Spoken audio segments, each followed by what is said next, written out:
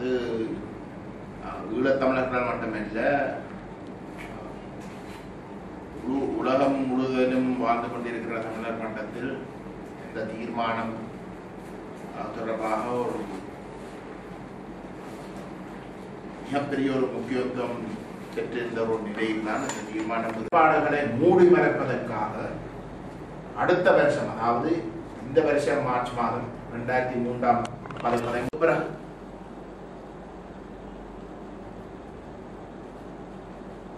சிங்கள குடியேற்றங்கள் ஒரு உச்சகட்டத்தை அடைந்து இருப்பதும் ஒரு அப்பட்டமாக நடைபெறுற அளவுக்கு அந்த குடியேற்ற திட்டங்கள் முன்னெடுக்கப்படுகின்றதும் போன வருஷ தீர்மானம் நிறைவேற்றப்பட்டதுக்கு பிறகு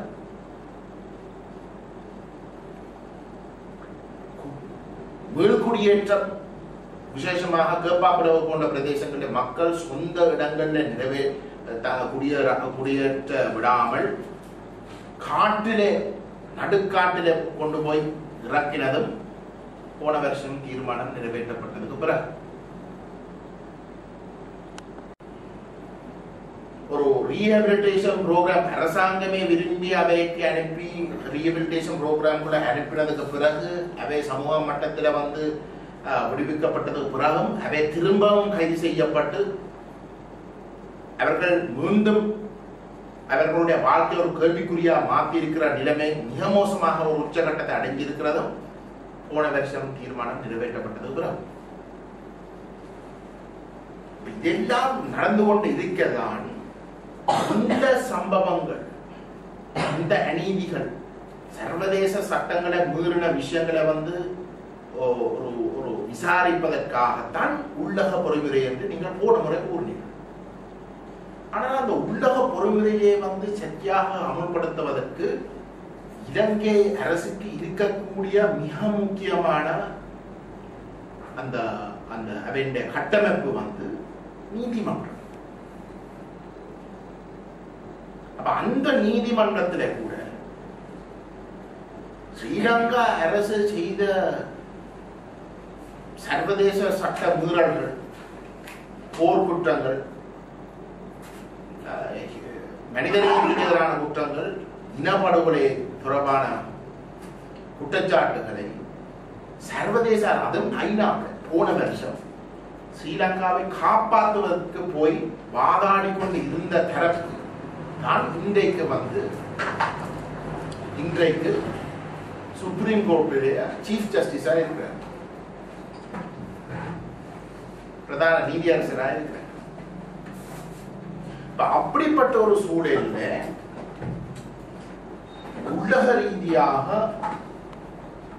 பொறுப்பு கூறுவதற்கான ஒரு பொறுமுறையை உருவாக்க முடியாத ஒரு நிலைமை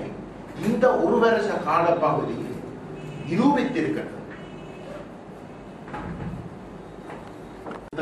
இருந்து ஸ்ரீலங்கா அரசு தன்னை காப்பாற்றிக் கொள்வதற்காக அவசரமாக தங்களுக்கு விசுவாசமாக இருக்கக்கூடியவர்களை நியமித்து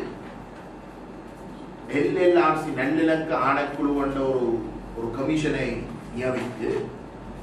ஒரு விசாரணை ஒன்றை நடாத்தி அந்த விசாரணைகள் ஊடாக வெளிப்படுத்தி இருக்கின்ற பரிந்துரைகள் தான் இந்த எல்எல்ஆர்சி என்றபடி ரிப்போர்ட். அந்த எல்எல்ஆர்சி நியமிக்கப்பட்டிருந்த நிலையிலே பொதுவாக சர்வதேச மட்டத்தில் ஒரு மனித உரிமைகள் சம்பந்தமாக மதிக்கப்படக்கூடிய அமைப்புகள், Amnesty International, Human Rights Watch போன்ற அமைப்புகள் கூட, ஏன் இன்டர்நேஷனல் கிரைசிஸ் குரூப் போன்ற அமைப்புகள் கூட அந்த எல்எல்ஆர்சியை புறக்கணித்தார். ஸ்ரீலங்கா அரசாங்கம் அவர்களுக்கு அழைப்பு விட்டு நீங்கள் இந்த எல்எல்ஆர்சியிட உங்களுக்கு இருக்கக்கூடிய தகவல்களையும் ஆதாரங்களையும் எல்எல்ஆர்சி கமிஷனுக்கு வந்து நீங்கள் கமிஷனுக்கு முன்னால முன்வையுங்கள், நாங்கள் அவற்றையும் சேர்த்துத்தான் விசாரிக்க போகின்றோம் என்று ஸ்ரீலங்கா அரசு அவர்களுக்கு ஒரு அழைப்பு விடுக்க இந்த அமைப்புகள் இந்த எல்எல்ஆர்சியை அடியோடு நிராகரித்தார். நிராகரிக்க மட்டுமல்ல புறக்கணித்தவர்கள். இந்த எல்எல்ஆர்சியை ஏற்றுக்கொள்ள முடியாது என்று அந்த அமர்வுகள் தொடங்குறதுக்கு முதலே